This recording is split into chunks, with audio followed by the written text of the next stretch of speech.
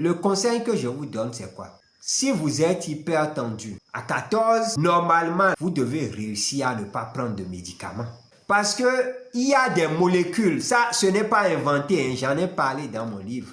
On a fait des études scientifiques là-dessus. On sait par exemple que l'ail peut abaisser votre tension systolique de 4 à 8 mm de mercure. Ça, c'est documenté. On sait que les fleurs d'oseille de Guinée, donc d'hibiscus, ce que nous appelons bissap, quand vous prenez la tisane, ça peut abaisser votre tension systolique de 8 mm de mercure. Ça veut dire que pour une hypertension légère, avec l'ail, avec l'hibiscus, vous pouvez réussir à ramener votre tension au moins à 13. Et c'est largement suffisant. Parce que l'idéal à rechercher, ce n'est pas d'abaisser coûte que coûte la tension à 12. Je vous ai expliqué, plus votre tension baisse, surtout si vous avez plus de 55 ans, et plus les risques de faire une insuffisance rénale, une atteinte cérébrale, un AVC ischémique, un infarctus, une chute, et j'en oublie, augmentent. Donc, il ne faut pas viser coûte que coûte le chiffre 12. Déjà à 13, les études ont montré que vous avez les meilleurs bénéfices. Quand vous éloignant de 15, qui augmente vos risques d'AVC,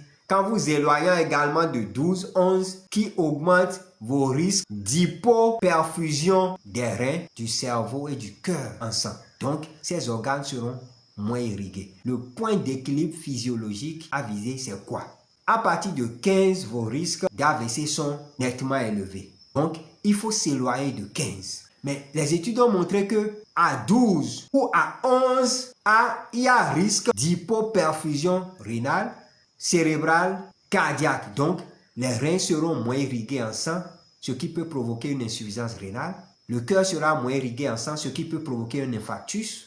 Le cerveau sera moins irrigué en sang, ce qui peut provoquer un AVC ischémique. Alors, il faut rester dans le juste milieu. Surtout que lorsque l'âge avance, votre corps s'habitue à une pression élevée. Ça, tous les cardiologues le savent. Donc, en prescrivant les médicaments, il ne faut pas qu'on mette dans la tête du malade que c'est lorsque sa tension tombe à 12 qu'il est en sécurité. C'est faux. D'autant plus que l'étude de Birmingham a montré que à chaque ajout d'un médicament supplémentaire pour atteindre 12, les risques d'AVC augmentent de 33%.